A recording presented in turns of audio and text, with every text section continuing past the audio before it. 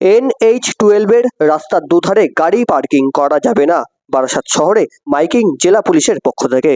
উত্তর চব্বিশ পরগনা জেলায় গুরুত্বপূর্ণ শহরের মধ্যে অন্যতম শহর বারাসাত শহর, যেখানে জেলা শাসক দপ্তর থেকে শুরু করে জেলা আদালত, মেডিকেল কলেজ, জেলা পরিষদ সবকিছুই বারাসাত শহরের মধ্যে। ইতিমধ্যেই বারাসাত শহরে রেল ব্রিজের কাজ শুরু হয়েছে, যার কারণে বেশিরভাগ সময় রেল ব্রিজ বন্ধ রাখা হয়।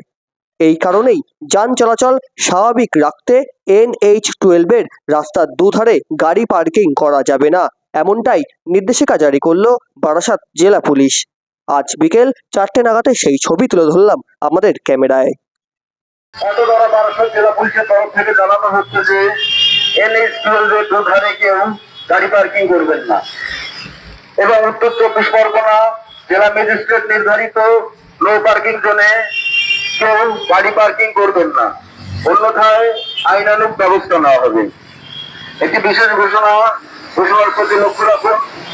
এত দ্বারা বারাসাত জেলা পুলিশের তরফ থেকে জানানো হচ্ছে যে NH-12 দুধারে কেউ গাড়ি পার্কিং করবেন না, বিশেষত মোটরসাইকেল, ভ্যান, অটো, টোটো, রিক্সা, প্রাইভেট গাড়ি, মোটরসাইকেল প্রভৃতি।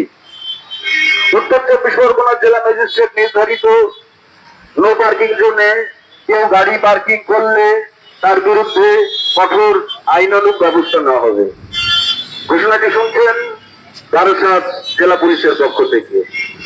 এটির তরফ থেকে জানানো হচ্ছে যে NH-12 দুধারে কেউ গাড়ি পার্কিং করবেন না, বিশেষত মোটরসাইকেল, ভ্যান, অটো, টোটো, রিক্সা, প্রাইভেট গাড়ি, মোটরসাইকেল প্রভৃতি। উত্তর চব্বিশ পরগনা জেলা ম্যাজিস্ট্রেট নির্ধারিত নো পার্কিং জোনে কেউ গাড়ি পার্কিং করলে তার বিরুদ্ধে আইনানুগ ব্যবস্থা নেওয়া হবে।